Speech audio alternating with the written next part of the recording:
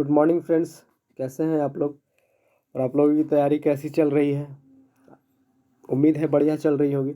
चलिए, आज हम लोग पॉलिटिकल साइंस के 2018 के प्रश्नों को लेकर के आए हैं, प्रीवियस ईयर का। इसमें भी हम लोग वीवीआई मोस्ट वीवीआई 60 प्रश्नों को देखने वाले हैं जो पिछले एग्जाम में पूछ चुके हैं।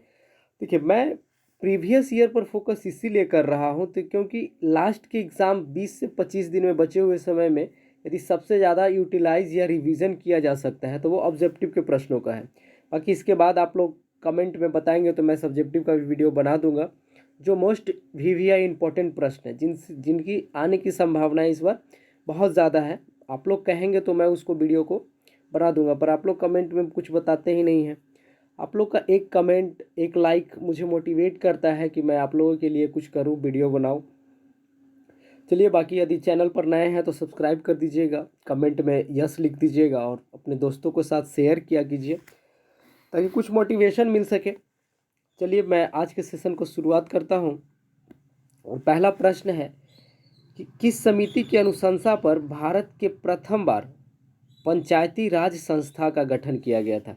देखिए, पंचायती राज संस्था से 2-3 प्रश्न हैं जिसको आप याद रखिएगा। तो पंचायती राज संस्था हम लोग को जो अपनाए हैं वो क्या है? त्रिस्तरीय है, त्रिस्तरीय व्यवस्था है। ये कब आया था? तो 73वां संविधान संशोधन के तहत 1993 से ये संवैधानिक बना। प्रथम बार सबसे पहले लागू कहाँ हुआ था? 1959 में। कहाँ? राजस्थान के नागौर डिस्ट्रिक्ट में। उस समय भारत के प्रधानमंत्री कौन थे? तो जवाहरलाल नेहरू जी थे। तो ये 4-5 चीज़ें हैं जिससे क्वेश्चन पूछे जाएंगे। देखिए, मैं आप लोगों को इससे इतर फैक्ट यानी कि इससे रिलेटेड फैक्ट को आपको बताने की कोशिश कर रहा हूँ। यदि पंचायती राज से क्वेश्चन बनेंगे तो इससे बाहर क्वेश्चन नहीं बनेंगे। यही 4-5 पॉइंट 6 पॉइंट से आप लोगों के क्वेश्चन पूछे जाएंगे। मैं इसीलिए फोकस करता हूँ इस पर क्योंकि देखिए, मैंने बहुत सारे क्वेश्चन का एनालाइज किया है और मैं इस क्षेत्र में बहुत दिनों से पढ़ा भी रहा हूँ।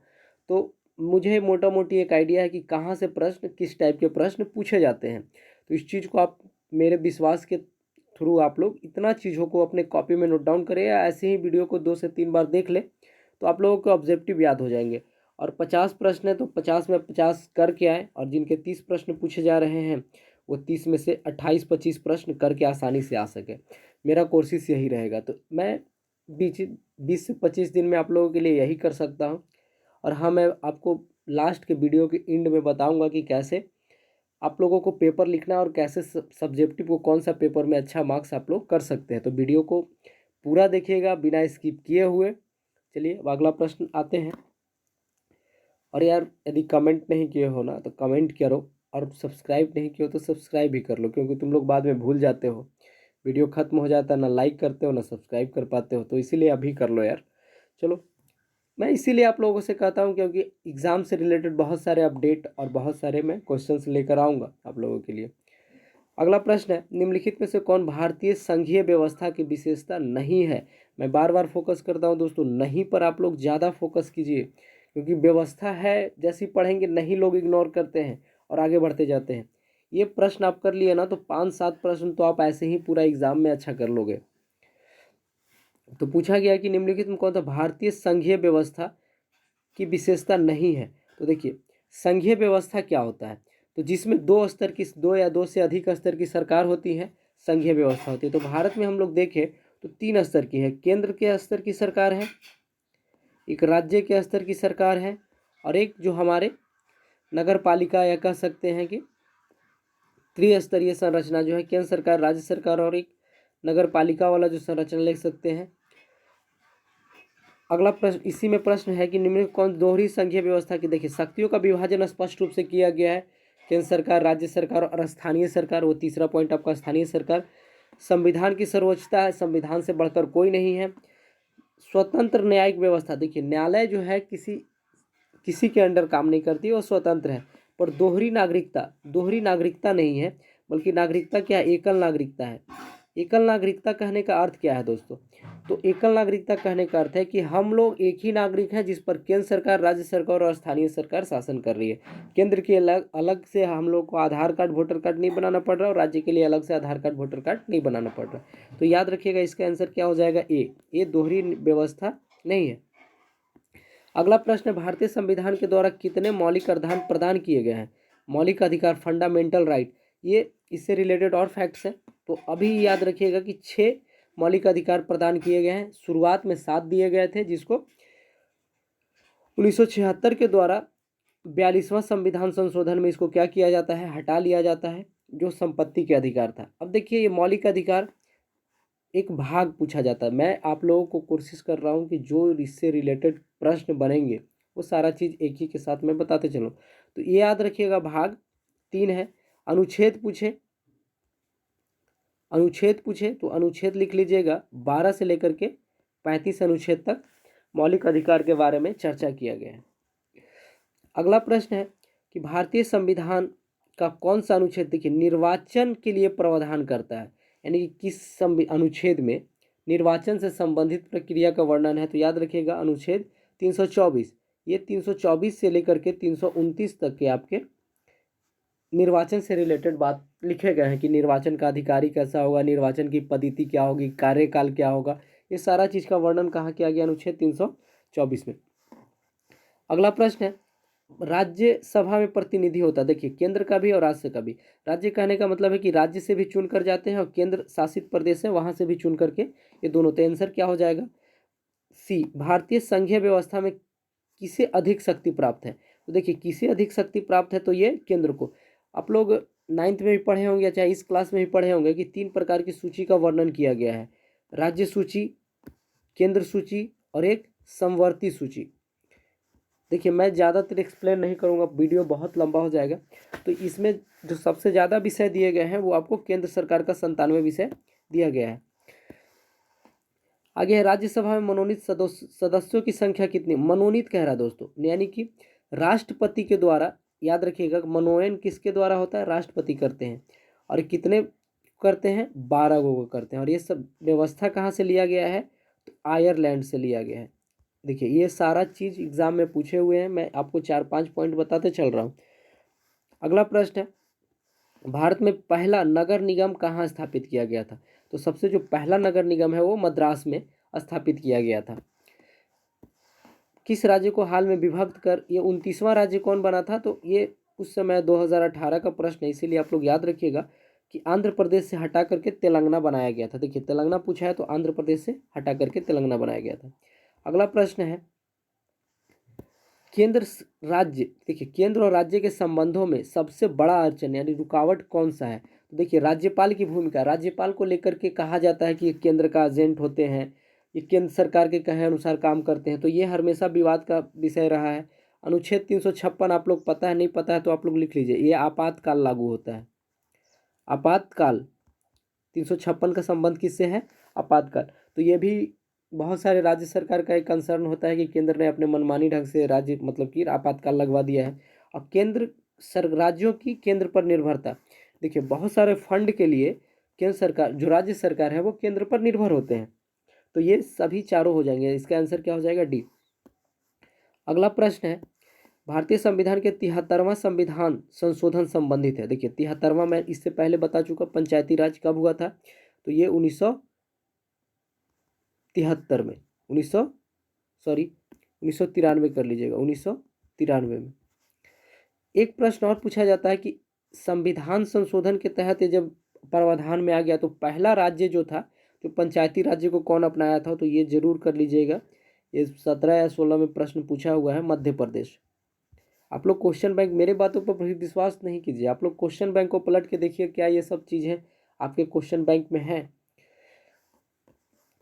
चलिए अगला प्रश्न है, सर्वोच्च न्यायालय के न्यायाधीशों की नियुक्ति कौन करता है? देखिए सर्वोच्च न्यायालय हो या हाई कोर्ट का हो, सबका नियुक्ति कौन करेंगे? तो ये राष्ट्रपति के द्वारा किया जाता है। भारत में गैर कांग्रेसी सरकार के पहले प्रधानमंत्री, देखिए इससे पहले के वीडियो में मैंने बहुत अच्छा से एक्सप्लेन किया है कि इंदिरा गांधी 1975 में आपातकाल लगाती है और उनका ये काल बनता है और वो चुनाव हार जाती है।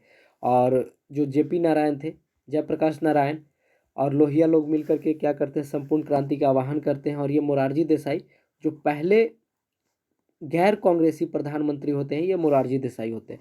मैंने बहुत अच्छे से एक्सप्लेन किया है, तो वो वीडियो आप लोग, मैं उसका डिस्क्रिप्शन में लिंक दे दूंगा, वो वीडियो आप लोग जरूर देखें। पॉलिटी से रिलेटेड मैंने 4-5 वीडियो बना के रखा है, सब्जेक्टिव भी बनाया है, तो उसको आप जरूर से जरूर देखिए दोस्तों, क्योंकि आपको बहुत हेल्प करेगा। अगला प्रश्न है, भारत में गैर कांग्रेस सरकार हो गया। ये भारतीय संविधान का कौन सा अनुच्छेद संसद में संयुक्त अधिवेशन। देखिए, राज्यसभा का बैठक अलग होता है और लोकसभा का बैठक अलग होता है, पर कुछ विवाद को लेकर या कुछ विषय वैसे होते हैं तो दोनों को साथ में अधिवेशन कराया जाता है। तो किस अनुच्छेद के तहत पूछा है, तो ये 108। याद रखिएगा, उसको बुलाता कौन है, राष्ट्रपति, और अध्यक्षता कौन करता है, तो लोकसभा के अध्यक्षता करते हैं। तो 2 पॉइंट और भी थे। अगला प्रश्न है, निम्न से कौन सा एक संवैधानिक संस्था नहीं है। देखिए, नहीं बार बार बोल रहे हैं कि नहीं पर ध्यान दीजिएगा। तो संवैधानिक संस्था उसे कहते हैं जो संविधान के द्वारा निर्मित है, जो बाद में बनाए गए हैं या फिर ऐसे ही बना दिया गया है संसद का द्वारा व्यवस्था करके, तो ऐसी व्यवस्था को संवैधानिक संस्था नहीं मानते हैं। तो देखिए, वित्त आयोग 280 में इसका वर्णन है, चुनाव आयोग 324 में इसका वर्णन है, संघ लोक सेवा आयोग 315 में इसका वर्णन है। नीति आयोग क्या है दोस्तों, तो ये एक परामर्श निकाय संस्थान है और ये संवैधानिक संस्थान नहीं, यानी कि संविधान में इसको नहीं बनाया गया था। तो ये अनुच्छेद भी आप लोग लिख लें, ये तो वेरी इंपॉर्टेंट है। ये वाला आपका वित्त आयोग वाला 280 में इसका वित्त आयोग का गठन किया जाता है। अगला है, भारतीय संविधान के किस भाग को संविधान की आत्मा कहा जाता है। देखिए, संविधान की आत्मा, ये बहुत बार क्वेश्चन पूछा गया है। और इसको किसको कहा गया है, तो प्रस्तावना को। एक प्रश्न यहीं से आता है दोस्तों, कन्फ्यूज़न वाला भी है, कि अंबेडकर जी ने किसे भारत के संविधान की आत्मा कहा था, तो मौलिक अधिकार के अनुच्छेद 32 को। तो ये दोनों प्रश्न को आप लोग लिख लीजिए। अनुच्छेद 32 को अंबेडकर जी ने कहा। कौन कहा, अंबेडकर जी ने संविधान का आत्मा कहा था। अगला प्रश्न है, संविधान सभा के अध्यक्ष कौन थे। तो पता होना चाहिए, डॉक्टर राजेंद्र प्रसाद, ये अस्थायी अध्यक्ष थे। और अस्थायी अध्यक्ष कौन थे, आप लोग कमेंट में बताइएगा, क्योंकि मैं इससे पहले पढ़ा चुका हूँ। जो पढ़े हैं वो जरूर बताएंगे। संविधान द्वारा किस भाषा में राज्यसभा का दर्जा दिया गया, राजभाषा का दर्जा दिया गया है, तो हिंदी को। ये अनुच्छेद याद रखिए, 343 में। अगला प्रश्न है, संयुक्त राष्ट्र संघ जो भारत है यूएनओ का सदस्य कब बना, तो ये स्टार्टिंग से है दोस्तों, 1945 से ही यूएनओ का सदस्य है। यूएनओ की स्थापना याद रखिएगा आप लोग, ठीक है, 24 अक्टूबर 1945 को। ये चीज़ याद रखें। किस देश ने नाटो में अमेरिका नेतृत्व का विरोध किया। देखिए, नाटो क्या है ये मैं अभी नहीं बताऊंगा, क्योंकि एक्सप्लेनेशन में बता चुका हूँ, और अभी बताऊंगा तो बहुत ज़्यादा बड़ा हो जाएगा ये। तो नाटो का विरोध कौन किया था, तो पश्चिमी जर्मनी। अगला प्रश्न, सौराष्ट्र किस राज्य का अंग है। सौराष्ट्र किस राज्य का अंग है, तो इसका आंसर क्या हो जाएगा, गुजरात। ठीक है, सौराष्ट्र गुजरात का ही एक भाग पड़ता है, और इतिहास में इसका अच्छा से एक्सप्लेनेशन भी दिया गया है। किस देश में प्रभुत्व से एक ध्रुवीयता कायम हुई। देखिए, एक ध्रुवीयता और द्विध्रुवीयता, कहा जाता है कि द्वितीय विश्व युद्ध के बाद पूरा जो विश्व है 2 खेमे में बट गया था, एक ध्रुवीयता और बहुत ध्रुवीयता में। तो एक ध्रुवीयता का नेतृत्व जो है किसके कारण कायम हुआ, तो ये अमेरिका, क्योंकि 1990 में क्या होता है आपका, रसिया टूट जाता है, सोवियत संघ का विभाजन हो जाता है, और एक जो सबसे शक्तिशाली देश उभर कर आते हैं वो कौन है, अमेरिका। तो ये चीज़ को आप लोग याद रखिएगा। दक्षिण सार्क में कितने सदस्य हैं, तो 7। अब इसका आप लोग स्थापना और इसका मुख्यालय, इसके सदस्य मैंने बता रखा है, तो आप लोग जरूर देखिए, क्योंकि यहाँ पता नहीं चलेंगे तो बहुत लंबा होगा। सुरक्षा परिषद कितने अस्थायी सदस्य हैं, तो ये 5 अस्थायी सदस्य। आप लोग को पता है कौन कौन है, अमेरिका, चीन और फ्रांस, ब्रिटेन, और एक सबसे शक्तिशाली रसिया। तो याद रखिएगा, पूना पैक्ट संबंधित है। देखिए, पूना पैक्ट दलित वर्ग से था, और किनके बीच में हुआ था, महात्मा गांधी और अम्बेडकर जी के बीच में हुआ था पूना पैक्ट। संयुक्त राष्ट्र चार्टर, संघ के चार्टर में कितनी धाराएं हैं। देखिए, कितनी धाराओं का वर्णन किया गया है, तो इसको याद रखिएगा, 111। अगला प्रश्न, संविधान किस अनुच्छेद में केंद्र और राज्य के बीच विधायी शक्तियों का संबंध है, केंद्र और राज्य के बीच में बंटवारा किया गया है, तो अनुच्छेद 245 से 255 के तहत।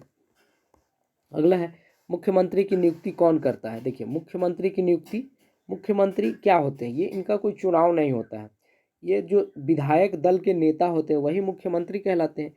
तो इनका जो नियुक्ति कौन करता है? तो उस राज्य के संबंधित कौन करेंगे? राज्यपाल करेंगे। भारतीय संविधान में कितने मौलिक कर्तव्य दिए? देखिए मौलिक अधिकार और मौलिक कर्तव्य में आप लोग डिफाइन कीजिएगा। तो मौलिक कर्तव्य में जो संविधान में था वो 10 था, वर्तमान में 11 है। इसको 2002 में क्या किया गया? एक संविधान में, और इसका मौलिक कर्तव्य को जोड़ दिया जाता है। देखिएगा संविधान में पूछा है तो 10 है और वर्तमान में भी कितने हैं? तो 11 है। राज्य के संवैधानिक प्रमुख कौन है? देखिए संवैधानिक प्रमुख का बात करेगा, संवैधानिक प्रमुख का बात करेगा तो कौन है? राज्यपाल। और कार्यकारी प्रमुख का बात करेगा तो मुख्यमंत्री। अगला प्रश्न है, कौन संविधान संशोधन शहरी स्थानीय शासन से जुड़ा हुआ है? तो ये आपका क्या हो जाएगा? 74वां 74 हुआ था दोनों 1993 में ही।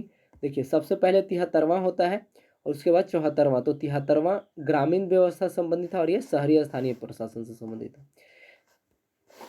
किस देश का संविधान विश्व का सबसे बड़ा संविधान है? तो कहना ही नहीं है, भारत का संविधान सबसे बड़ा संविधान है और लिखित संविधान है। किस वर्ष श्रीमती इंदिरा गांधी ने आपातकाल लगाया? तो 1975। भारतीय संविधान किस भाग में राज्य के नीति निर्देशक तत्व निहित है? तो भाग 4 में, भाग 4। याद रखिएगा, अनुच्छेद लिख लीजिएगा 36 से 51। अनुच्छेद 36 से 51। बजट का संबंध किस पक्ष के साथ होता है? बजट का संबंध किस पक्ष के साथ होता है? तो देखिए बजट में जनरली क्या किया जाता है? आय और व्यय का लेखा जोखा होता है। भारत में वित्त आयोग का कार्यकाल कितना वर्षों का होता है? तो 5 वर्षों का। देखिए वर्तमान में जो हो चुके हैं आपके पनगड़िया साहब जो हैं उनको अध्यक्ष बनाया गया है वित्त आयोग का। अगला है, भारतीय विधान परिषद के जो बिहार विधान परिषद कितने सदस्य का कार्यकाल क्या होता है? तो किसी भी कार्यकाल का कितना हो जाएगा? 6 वर्ष। कितना हो जाएगा? 6 वर्ष।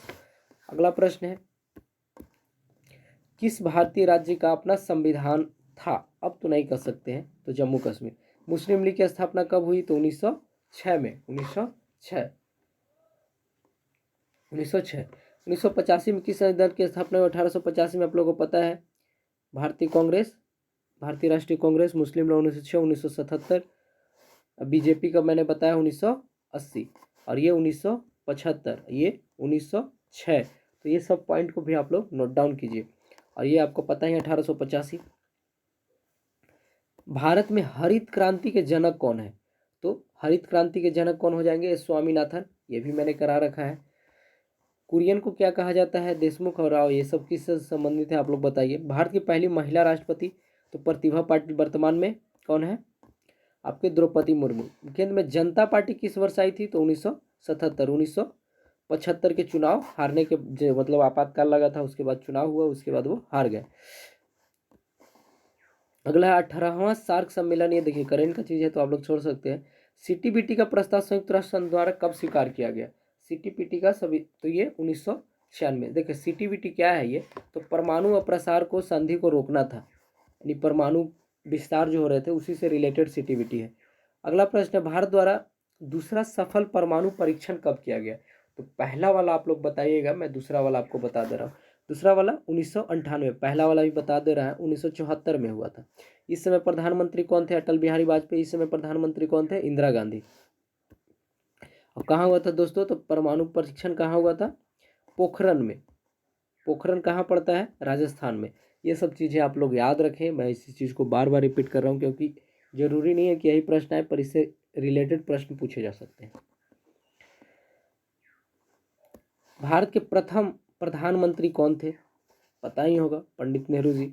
संयुक्त राष्ट्र संघ के प्रथम एशियाई के महासचिव, यूएनओ के जो प्रथम एशियाई सदस्य थे कौन, मतलब कि जो अध्यक्ष थे कौन थे? यू थांग। आप लोग कमेंट में बताइए किस देश के थे ये। ग्राम कचहरी का प्रधान होता है। ग्राम कचहरी का प्रधान कौन होता है? सरपंच। दोस्तों यहाँ पर आपका वीडियो कंप्लीट होता है। 50 क्वेश्चन जो थे आपका मैंने करा दिया है।